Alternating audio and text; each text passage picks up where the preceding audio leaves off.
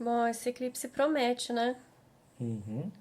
Vai ter uma magnitude parcial ali do eclipse penumbral bem significativa, né?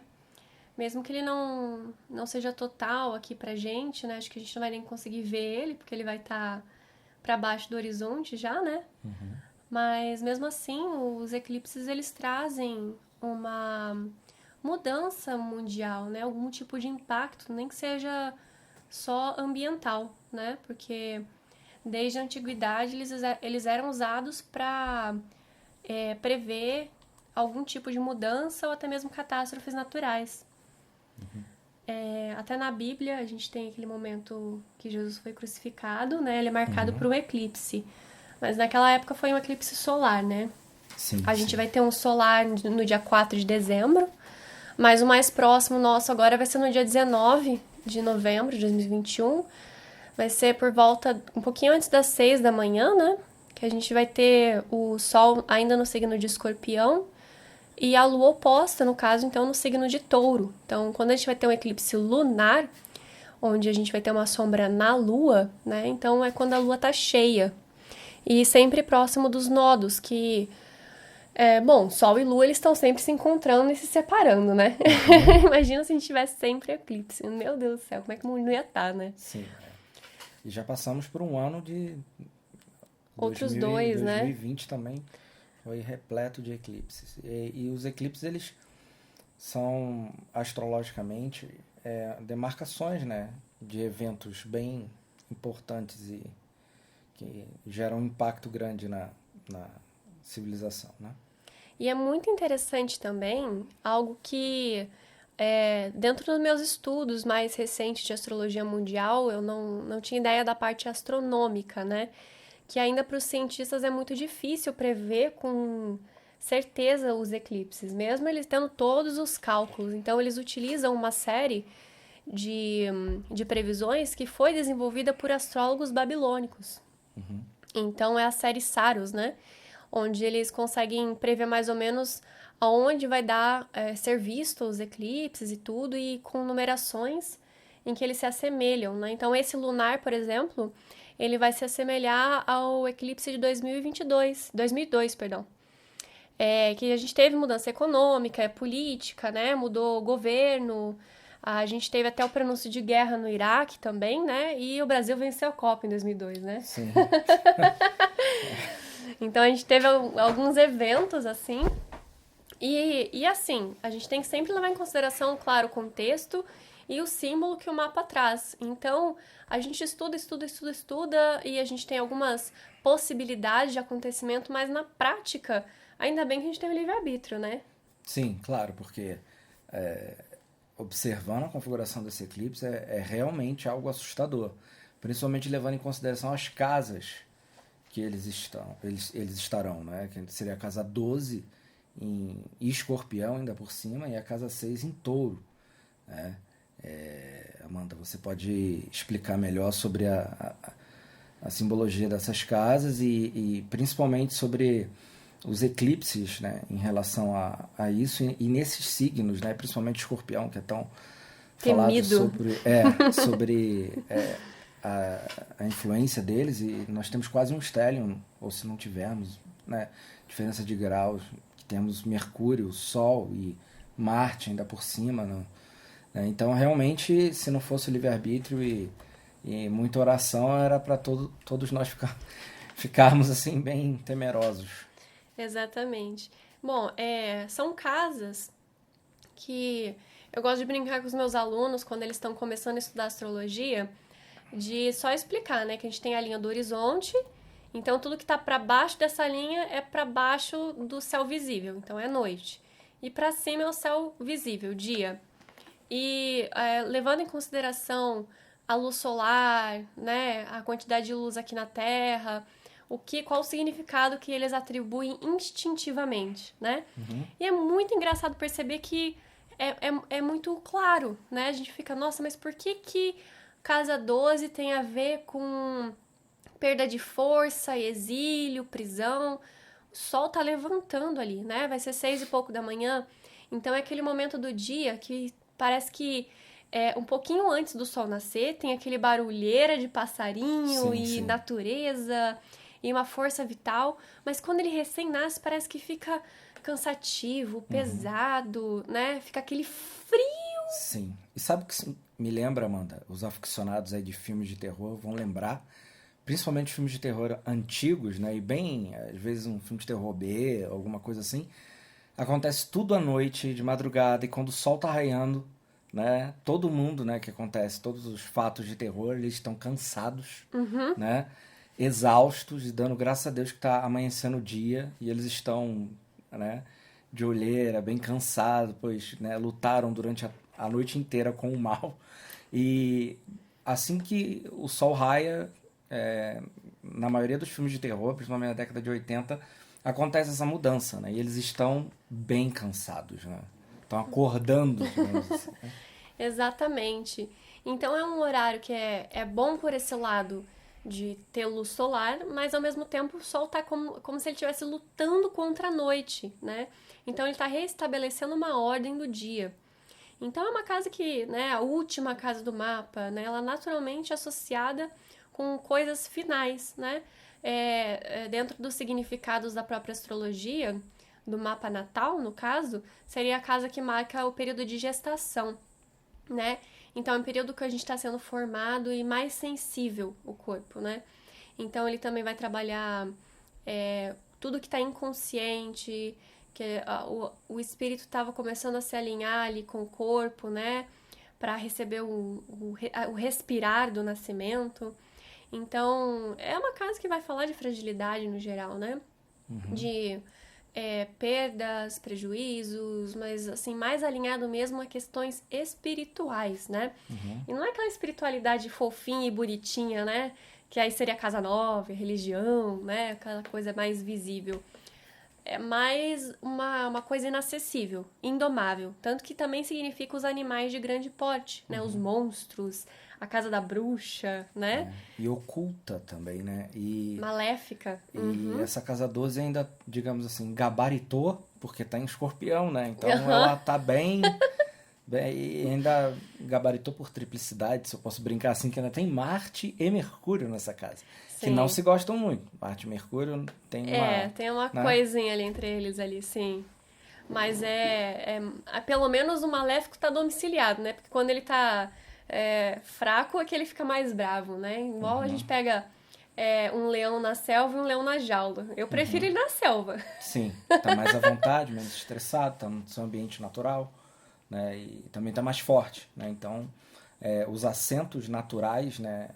Quando eu falo em assentos naturais, os pontos naturais de um Marte em Escorpião influenciando esse eclipse é muito bem traduzido, né? Então, Amanda, você pode falar um pouco mais sobre o que seria a influência desse planeta no eclipse, e principalmente o planeta se encaminhando para isso, né?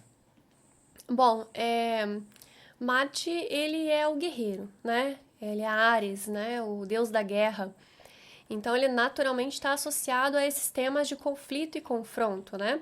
Estando domiciliado, ele naturalmente é aquele guerreiro que tem um serviço, né? Ele tem uma obediência ali.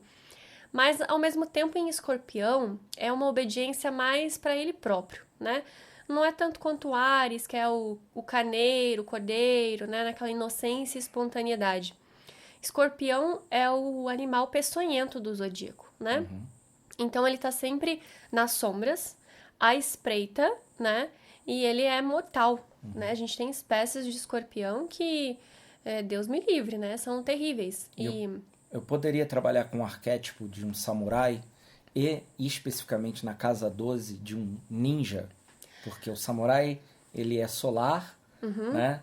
Apesar de ter toda um guerreiro silencioso, imortal, porém um ninja, né? Ele é um assassino noturno, né? E ele está à espreita e oculto, né? Então, nessa configuração de casa 12 em Escorpião e Marte, eu poderia ler esse tipo de arquétipo dessa forma? E com um veneno na lança ainda. Sim, exato. Inclusive, venenos, né? A própria intoxicação é um tema muito forte, né? Além próprio Marte é simbolizar corte, rompimento, agulhas, né? Facas. A gente também tem a questão do veneno, né? E a diferença do remédio para o veneno é a dosagem, né? Que a gente sempre fala. O que é realmente necessário e o que não é. Então, o que o nosso corpo está preparado para combater e o que ele não está. Então, é muito importante cuidar, né? Com dosagens, com medicamentos, com qualquer tipo de substância diferente do nosso corpo, que às vezes não está no nosso dia a dia, né? Ainda mais hoje em dia, que o mundo está tão complicado com isso, né? A questão dos alimentos, né? O ar que a gente respira, né? Cada vez um pouco comprometido, né? Então, ter esse cuidado, né? Trabalhar esse tema aí. E é interessante que Mercúrio está nessa casa também. E Mercúrio é o mestre dos disfarces, né? Ele é aquele... além do bobo da corte, ele também rege os ladrões, né? Sim. Então, ele é esperto, né? Agilidoso dentro disso, né? E fala também das investigações estando em Escorpião, Mercúrio, né? E fica mais investigativo e mais cauteloso, né? Implicitamente sabe o que está sendo escondido. Mas como está na casa 12, a gente pode entender que não é como se os segredos viessem à tona, né? Mas às vezes ficasse subentendido essa questão, né? Então, é uma oportunidade da gente... o eclipse, ele rompe com um ciclo, né? Porque, naturalmente, a gente vai ter aquela quantidade de luz que fica comprometida por um determinado tempo, né? E aí, quando a gente tá no escuro, a gente... Nossa, que diferente, né? A gente tava acostumado e, de repente, não tem. Tanto que os animais na floresta, eles sentem essa diferença, né? Quando tem eclipse solar, né? Os animais noturnos ficam confusos, achando que já tá de noite, né? Sim, sim. As plantas também, algumas elas chegam a abrir um pouquinho, né? Que elas ficam bem confusas, né? Ficam sim, né? Então, toda a natureza sente esse impacto. Então, é uma oportunidade da gente sair do automático, né? Sair do modo automático. Eu até recomendo para meus alunos, né? Quebra um pouco a rotina, né? Tem mania de comer e lavar louça, não lava depois. Toma banho no escuro, né? Vai com um sapato desconfortável, de repente, para acordar, mas ficar no presente, né? Sim, e sim. estar no presente é muito importante para a gente não só conseguir antever o que pode acontecer, mas também evitar muitas coisas, né? E essa lua na casa 6 em Touro, essa lua exaltada, né, em relação a esse eclipse, o que você poderia falar? Exatamente, né? Ela tá exaltada, então uma lua em Touro a gente consideraria muito boa. Mas ela, ao mesmo tempo, ela reflete um sol em Escorpião, o que não seria tão positivo assim, porque essa luz que ela tá refletindo é de um signo de debilidade para ela, né? Então não fica tão forte como poderia, não conta pontos para ela, né? E aí a gente tem um agravante que ela tá conjunta com uma estrela fixa, que é Algol, né? Que tem o símbolo da cabeça da Medusa. Então é um desafio maior ainda, né? Ele combina muito com assuntos de exílio, envenenamento, loucura, perder a cabeça, né? Uma dessintonia com o movimento. A nossa sorte é que ele tá para baixo da linha do horizonte, né? Sim, sim. Aí os assuntos ficam amenizados, né? Tendem a ficar mais tranquilos, assim, a gente tem que cuidar um pouquinho com as palavras agora, né? de um assunto mais grave, né? Pode ser só um roubo, um prejuízo, uma perda, né? Uma relação um pouco mais suave, né? Você lembra de mais alguma coisa? Sim, apesar de estar separativo, o que me chamou a atenção foi essa quadratura de Mercúrio com Júpiter em Aquário, né? E esse sextil com Vênus, né? O Marte fazendo um sextil com Vênus em Capricórnio, né? O que você teria para nos falar? A gente tem que lembrar também que a Lua, ela tá no signo de Touro, e Touro é o lar de Vênus, né?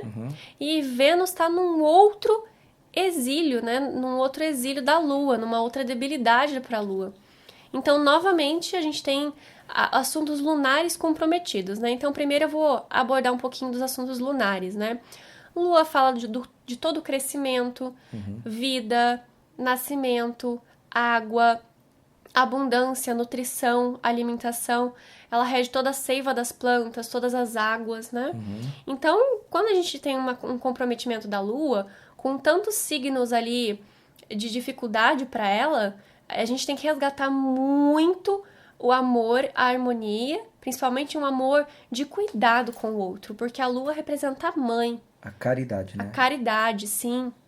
Então, procurar onde está a sua vontade de servir, de levantar da cama, fazer alguma coisa importante para as pessoas, né? Resgatar todo esse significado, né? E procurar o aconchego, né? Porque o sentimento, muitas vezes, pode ser de deslocamento, de não se sentir em casa, sentir algum tipo de incômodo, né? Então, a gente tem que cuidar muito dos nossos próprios bens. Falo de bens materiais também, né? Não só nossos valores e nosso sentimento de pertencimento, mas também da nossa segurança financeira, né? Que o eclipse pode trazer algum comprometimento aí nesse sentido. E nosso valor próprio, o que a gente valoriza, né? O nosso cuidado com as nossas coisas, pertences, objetos. Que Vênus estando na casa 2, inclusive, né? Todo esse significado de busca por segurança, mas ao mesmo tempo não entendendo que a segurança vem, às vezes, de um núcleo familiar, muitas vezes, né? Sim. E essa quadratura com Júpiter, né? A gente consegue perceber, às vezes, um corte, um rompimento nessa abundância também. Reforça esse sentido. Então, é bom a gente, né? Dar uma abastecida em casa, né? Ver se tá com o estoque em dia, né? O que tá faltando, né? A gente estava já com mais ameaças de fechamento das coisas, né? Dos estabelecimentos e ficar mais em casa. Já estamos com anúncios aí de greves e assuntos do gênero, né? De dificuldade nos transportes. Então, pode ser que tudo isso seja acentuado, né? Porque o eclipse, ele começa antes, então ele já começou com esses assuntos, já está trazendo esses assuntos, e ele vai durar mais um tempo, né? Então, a gente tem aí uma média de alguns astrólogos colocam 3 meses, outros colocam 3 semanas, né? Varia, mas o que a gente consegue observar é que realmente, né? Pode ser bem mais extenso os efeitos, né? Porque imagina, toda a natureza se rege pelos luminares. Sim. E os luminares estando comprometidos, né? Então, toda a natureza vai refletir isso. É bem natural. Perfeito, Amanda. Perfeito. É importante a gente se conectar muito com a verdade também, né? Com a clareza. Porque às vezes a gente está tão no automático do dia a dia que não percebe o quanto que as coisas são o que são, né? A gente não precisa se esforçar para procurar um significado. Inclusive, quando eu vou ensinar astrologia, né? Tô até abrindo uma nova turma. Ainda dá tempo de entrar no grupo, viu, gente? Só entrar em contato comigo. Eu falo muito assim, observem a natureza, observe a luz solar, observe a sombra, observe como as coisas funcionam, porque elas se revelam, né? Tanto que o nome que as coisas têm, todas têm muita relação com a funcionalidade que elas apresentam, né? Muitos dos animais, eles são nomeados conforme o som que eles emitem, né? Com o comportamento que eles apresentam. Então, toda a natureza é o que é, né? E então, talvez seja uma oportunidade para a gente dar uma acordada e perceber o que é verdade e o que não é, né? Na verdade, o eclipse traz um simbolismo contrário. Então, é importante a gente evitar essas ilusões, né? Evitar esse escurecimento que o eclipse trouxe, né? Perfeito.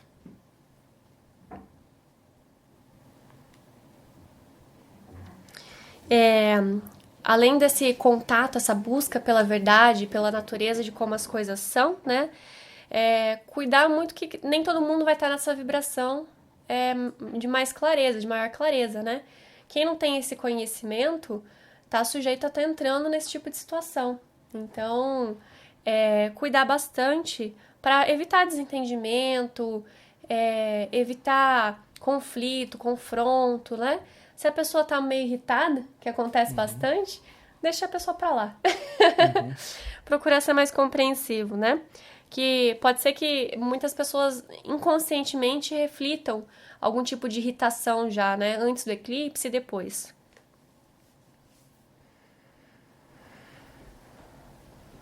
Lembra de mais alguma coisa? Não, pra mim tá perfeito. Então é isso aí, gente. Então é isso aí. Obrigado, Amanda. Então até o próximo Pod Estelar com a Amanda Pichontekoski.